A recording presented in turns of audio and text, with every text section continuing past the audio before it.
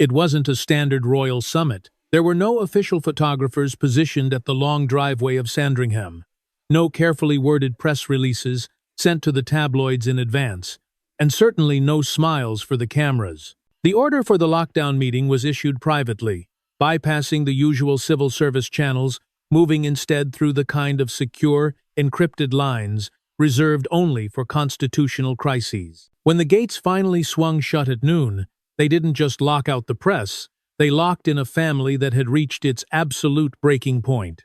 This was the 5-hour reckoning that history will remember not for what was said, but for the brutal finality of what was decided. King Charles sat in the library, a room usually filled with the warmth of heritage, but today it felt as cold as a vault. He was not sitting there as a monarch adorned in robes.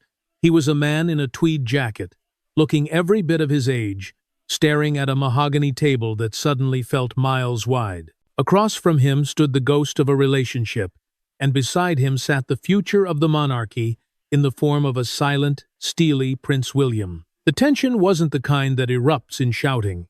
It was the kind that suffocates. For 5 hours, the world outside continued to spin, but inside those thick flint walls, time had stopped. This wasn't a negotiation. It wasn't an attempt at reconciliation or a plea for a return to the fold. It was a clinical, irreversible assessment of damage. Charles had spent decades believing in the magic of the monarchy, the idea that if you just keep the mask on long enough, the cracks in the house don't matter. But today, the mask was gone. He looked at the legal documents piled before him, the final verdict on his younger son, and realized that the institution he spent his whole life serving could no longer afford the luxury of a father's heart. The silence was broken only by the rhythmic ticking of a clock that seemed to count down the minutes of Harry's remaining ties to the crown. Charles took a breath, his voice barely a whisper but carrying the weight of 1,000 years of tradition. He asked the one question that Harry was never prepared to answer. Is the crown a family business to you, or is it a duty you've already surrendered? The question hung in the air like a guillotine blade, suspended by a thread of ancient duty. King Charles didn't look for an immediate answer. He knew that for Harry, there was no answer that wouldn't further fracture the floor beneath them. In the Sandringham library, the sunlight filtered through the dust motes, illuminating the leather-bound volumes of history that had seen 1,000 such family tragedies, yet none quite so public, quite so corrosive as this. This was the lockdown. No mobile phones were permitted in the room. No senior equerries stood behind the doors. The signals had been jammed, and the world normally so loud with digital chatter was reduced to the sound of 3 men breathing in a room that felt like it was shrinking. On the table lay the final verdict. It wasn't a single sheet of paper, but a thick, leather-bound dossier prepared by the Duchy of Cornwall's legal elite and the palace's constitutional advisors. This was the blueprint for a future without a son. It detailed the systematic stripping of every remaining link, the final removal of patronages, the permanent cessation of security funding, and most devastatingly, a legal clause that would effectively mummify Harry's royal status, leaving the title intact as a hollow shell, but removing the substance of the prince. Prince William remained a statue of ice. He didn't interject. He didn't offer a brotherly glance.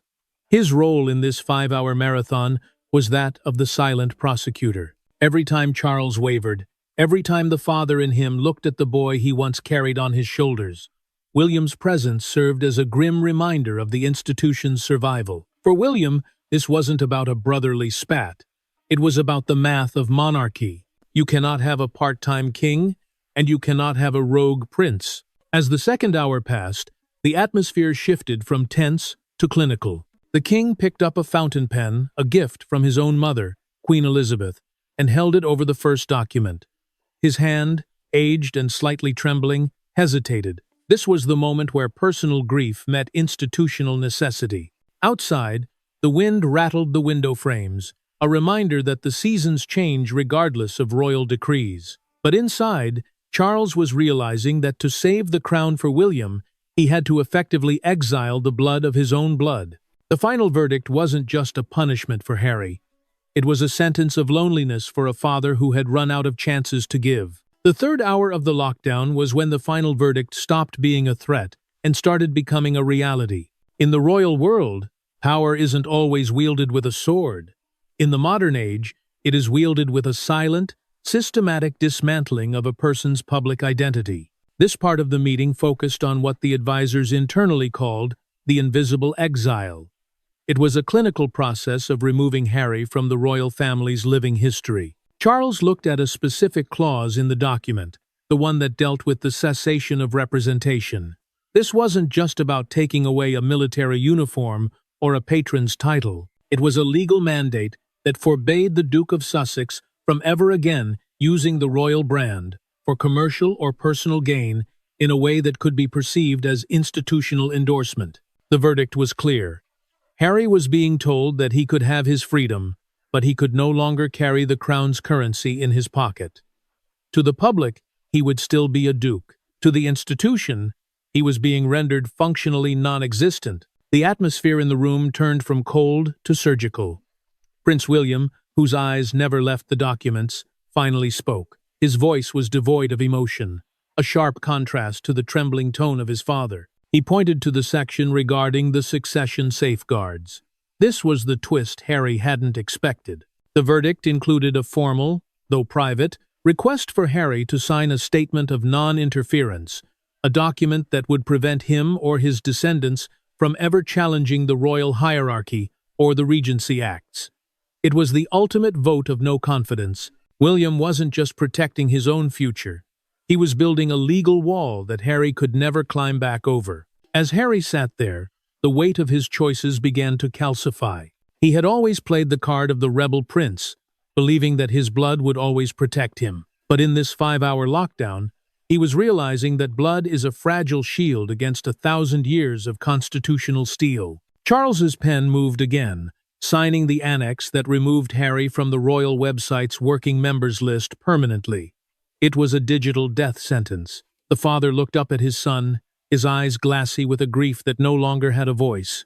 He wasn't just signing away a title, he was signing away the last piece of the boy who once walked behind a coffin with him. The final verdict was proving to be a masterpiece of institutional survival and a tragedy of personal loss.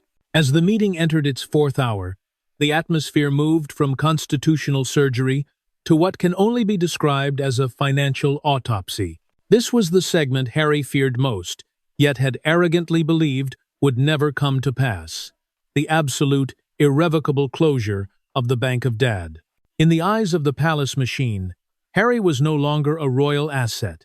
He was a liability that needed to be fully amortized and removed from the balance sheet. King Charles looked at his son, not with the anger of a father, but with the cold, distant gaze of a CEO presiding over a hostile takeover. The final verdict contained a non-compete clause that sent a shockwave through the room. This wasn't just about money. It was about the monopoly of the crown. The document stated that any future media projects, books, or documentaries produced by the Sussexes would trigger a recapture clause. If Harry used his royal lineage to sell a story that harmed the institution, the Crown reserved the legal right to seize any domestic assets held in his name within the United Kingdom. It was a financial muzzle, crafted with surgical precision to ensure that the Sussex brand could never again be weaponized against the House of Windsor. Prince William's silence during this hour was the most deafening part of the lockdown. He sat there, tapping a silver signet ring against the mahogany table, a rhythmic, ticking sound that felt like a countdown to Harry's civilian life. When William finally looked up, he didn't address Harry, he addressed the lawyers. "Ensure the security transition is finalized by sunset," he commanded. This was the crushing blow. The verdict confirmed that the king would no longer override the Home Office. Harry was being told, in no uncertain terms, that the moment he stepped out of those Sandringham gates, he was in the eyes of the British state, a private citizen. No taxpayer-funded protection, no royal outriders, no diplomatic immunity. Harry's realization was visible in the way his posture finally buckled. The rebel prince had built his new life on the assumption that he could keep one foot in the palace and one foot in Hollywood. But as Charles signed the final page of the financial decree, that bridge didn't just burn, it was erased from the map. The father's voice, now a mere whisper of its former self, delivered the final line of the hour. You wanted freedom, Harry. This is what total freedom looks like. You are no longer protected by the shadow of the throne. You are simply you. It was the most terrifying thing Harry had ever heard. The 4-hour mark had passed, and the Prince of the Blood was officially becoming a Prince of Nowhere. As the lockdown meeting crossed the threshold into its 5th and final hour, the Sandringham library felt less like a room and more like a courtroom where the sentence had already been passed, and all that remained was the reading of the impact statement. The air was heavy, not with the heat of an argument, but with the freezing realization that the final verdict was an absolute point of no return. In this hour, the focus shifted from legalities and finances to the most agonizing part of the royal machinery, the permanent severance of the emotional and symbolic bloodline. King Charles stood up from the mahogany table, moving toward the window to stare out at the gray, winter landscape of the estate. He didn't look at Harry. He couldn't. The verdict contained a clause that advisors called the legacy freeze. It was a formal directive that removed Harry's name from all future royal planning, including the delicate and highly secret arrangements for the eventual transition of the crown. By signing this, Charles was effectively saying that Harry was no longer part of the continuing story of the House of Windsor. In the historical record, Harry would be treated as a footnote, a prince who had chosen to walk away, and in doing so, had been erased from the architecture of the future. Prince William, ever the sentinel of the institution's integrity, remained seated, his eyes fixed on the final document, the deed of separation. This wasn't just a legal paper, it was a psychological wall. It stipulated that Harry would no longer have implicit access to royal residences or private family gatherings without a formal, written invitation approved by the king's office. The era of the unannounced visit was over. The verdict was making it clear. Harry was no longer a member of the inner circle who happened to live abroad. He was an outsider who happened to have the king's DNA. The distinction was subtle, but it was absolute. The most chilling moment of the 5th hour came when Charles turned back from the window. His voice was no longer trembling. It had hardened into the cold, clinical tone of a sovereign. He looked at the final verdict and then at Harry, delivering the most devastating blow of the entire lockdown. The crown can forgive a mistake, the king said, but it cannot survive a betrayal of its silence. You have chosen the spotlight, Harry. From this moment on, the spotlight is all you have. You are no longer part of our silence, and therefore, you are no longer part of our strength. With those words, the father officially died, and only the king remained. The lockdown was nearing its end, but the isolation for the Duke of Sussex was only just beginning. The verdict was delivered. The door was about to open. But for Harry, there was no longer a home to return to inside. As the clock at Sandringham ticked past the 5th hour, the lockdown meeting didn't conclude with a handshake or the warm, scripted farewells of a family reunion. It ended with silence, a heavy, clinical silence that signaled a chapter of the House of Windsor had been permanently cauterized. The heavy oak doors of the library swung open, but the air inside remained frozen in the brutal finality of the final verdict. Harry was the first to emerge. Staff members stationed along the corridors described his look not as one of defiance, but of total, hollowed-out shock. It was the face of a man who had just realized that the freedom he had championed was, in reality, a black hole of isolation. He walked without the usual royal escort, without the deferential nods from palace officials. The protocol had shifted instantly. In the royal world, when power is revoked, your presence begins to fade even before you leave the building. Harry was no longer a prince in a struggle.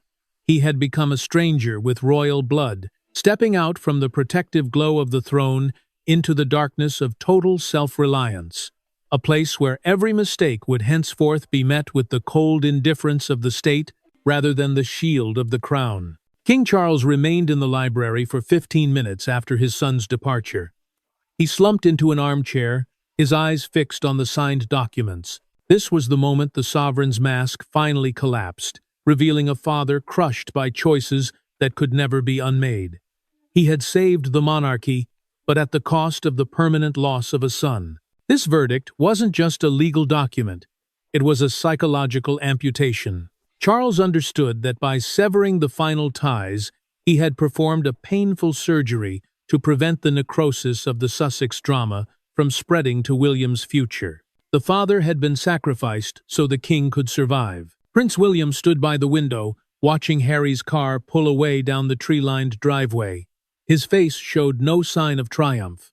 There was only a cold, focused resolve. William didn't look at his brother. He looked at the path ahead for the crown. For William, this 5-hour lockdown was the ultimate lesson in the nature of power. To maintain eternity, the institution must be willing to sacrifice what is most fragile, even if it is its own flesh and blood. The silence between Charles and William at that moment was a new covenant, a silent handover of the crown's harshest standards. Outside, the media began to notice the change. There were no sirens, no fanfare, just the eerie, unnatural stillness of Sandringham at twilight. But in that stillness, a message was being sent to the world. The monarchy had chosen survival over sentiment. The final verdict had been delivered. And from this second on, the name Harry would no longer be part of the solution, but a permanent reminder of what happens when you try to break a system that has outlasted 1,000 years of storms. In the hours following the Sandringham lockdown, the palace didn't release a statement. They released a mood. This is the hallmark of the new guard, a communication strategy led not by the elderly courtiers of the past, but by the clinical, strategic mind of Prince William. The final verdict was never intended to be a press release for the masses to read. It was a reality for the public to feel. By sunset, the world began to notice the subtle, chilling signs of a total disconnection. While the media helicopters circled above, desperate for a glimpse of a tear or a shouting match, the palace machine was busy executing the Great Erasure. This was part 7 of the constitutional surgery, the strategic management of information. Within the newsrooms of London's most powerful papers, the controlled leaks began. These weren't the messy, emotional leaks of the Sussex camp. These were cold, verified facts, delivered with the weight of institutional authority. The message was singular. The king has decided. There is no path back. By refusing to engage in a public mudslinging match, Charles and William were performing a psychological masterstroke. They were making Harry irrelevant by making him silent. Behind the scenes, the atmosphere was described by insiders as an institutional winter. Inside Sandringham, the staff was ordered to maintain a strict blackout protocol. No one was to speak to the media. No one was to react to the inevitable social media firestorm. The goal was to create a vacuum where Harry's brand would eventually starve from a lack of royal oxygen. Prince William was the architect of this void. He understood that in the age of the 24-hour news cycle, the loudest thing you can do is say nothing at all. He wasn't just freezing Harry out of the family, he was freezing him out of the narrative. As night fell, King Charles retreated to his private quarters, refusing all calls, including those from his closest advisors. The final verdict was now a physical barrier. The father had fulfilled his duty to the crown, but the human cost was beginning to seep through the floorboards. In this silence, the monarchy was resetting its moral compass. It was no longer a family drama, it was a cold war of survival. The world was watching the death of a relationship and the birth of a new, uncompromising era of the House of Windsor, an era where the crown no longer negotiates with its rebels. It simply moves on without them. The morning after the 5-hour lockdown did not bring a thaw to the frozen corridors of the palace. Instead, the final verdict began to manifest in a way that the public could not see, but the establishment felt in its very marrow. This was the beginning of the silent ascension, a period where the power didn't just shift. It solidified around a new, uncompromising core. In the wake of Harry's departure, the vacancy he left wasn't filled with another person. It was filled with a new, harder set of rules. King Charles was now operating in a reality he had spent a lifetime trying to avoid. By delivering the verdict, he had effectively streamlined the monarchy. But in doing so, he had also narrowed his own world. Insiders observed a subtle but seismic change in the king's daily operations. He was no longer the diplomat trying to bridge the gap between his two sons. He had become the sovereign of the narrow path. Every decision, Every meeting and every public appearance was now filtered through the lens of the verdict. There was no more room for the Sussex variable. The king's calendar was purged of any contingency plans that involved a potential reconciliation. This was part 8 of the crisis, the death of someday.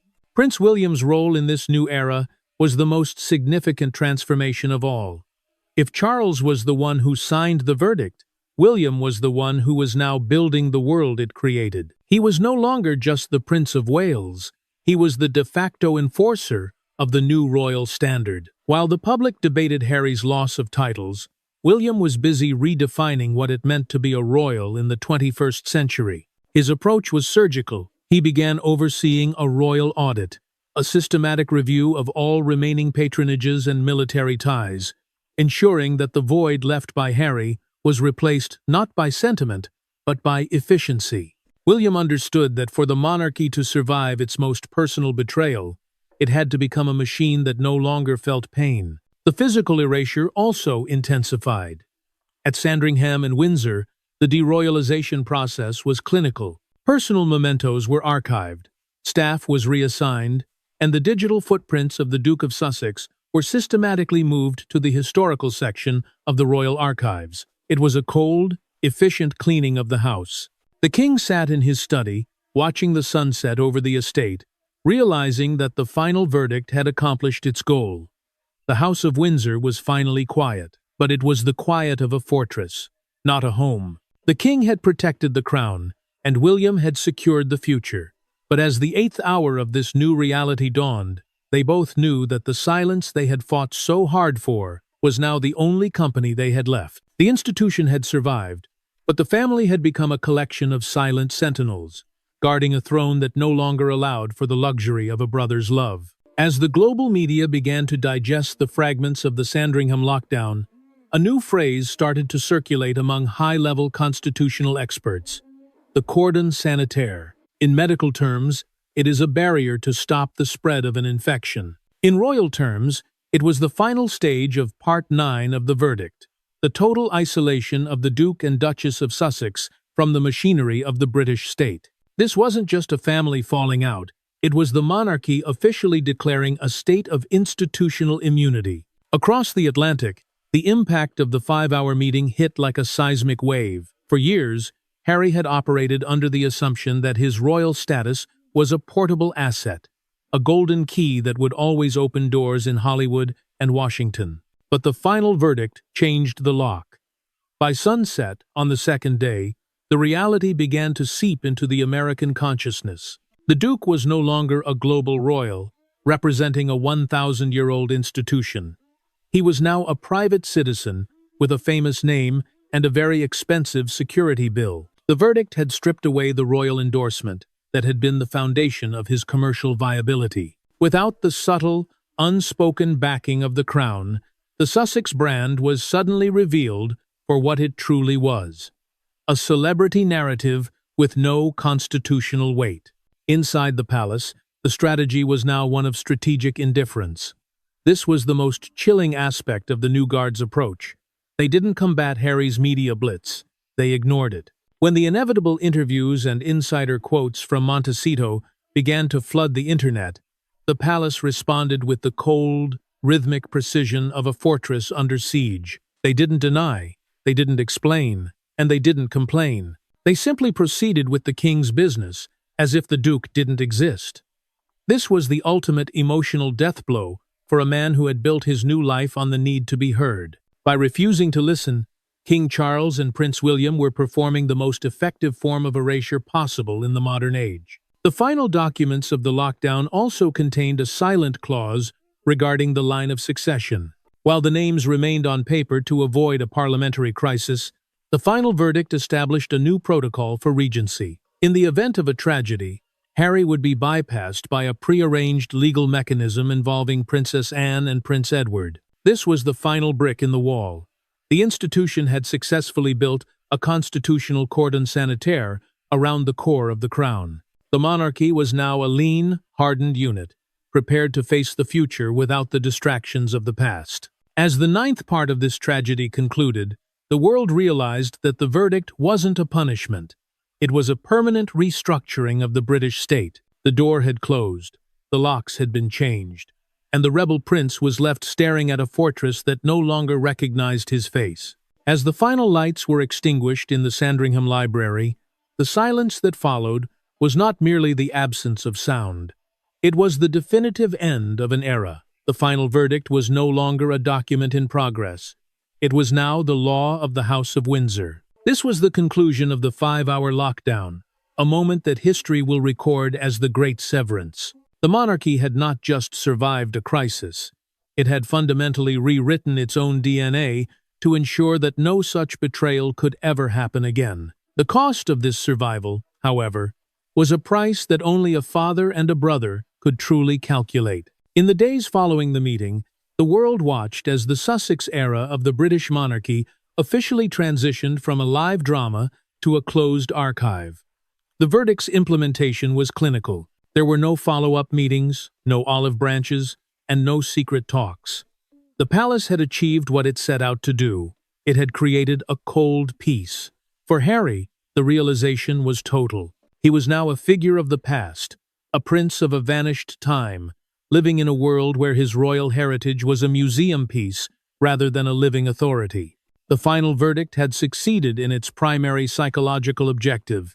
It had made the Duke of Sussex a ghost in his own homeland. For King Charles, the aftermath was a quiet, sovereign isolation.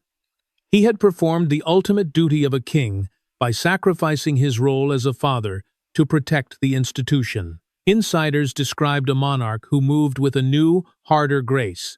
He had saved the crown for the next 2 generations, but he had done so by carrying a wound that would never fully heal. The monarchy was now leaner, more efficient, and more focused than it had been in a century.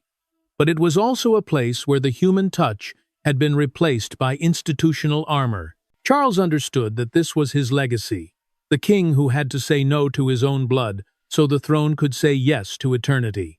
Prince William, now the undisputed architect of the future, stood as the sentinel of this new, uncompromising era. He had watched the bridge burn, and he was the one who ensured the ashes were swept away. The relationship between the two brothers, once the symbol of a modern monarchy, was now a historical footnote. William had proven that he would choose the crown over the person every single time. As the final curtain fell on the Sandringham lockdown, the message to the world was clear. The House of Windsor does not bend, it does not break, and it certainly does not look back. The final verdict was delivered. The doors were locked, and as the monarchy marched forward into a silent, strategic future, it left behind the boy who used to be a prince, alone in the spotlight he had fought so hard to find.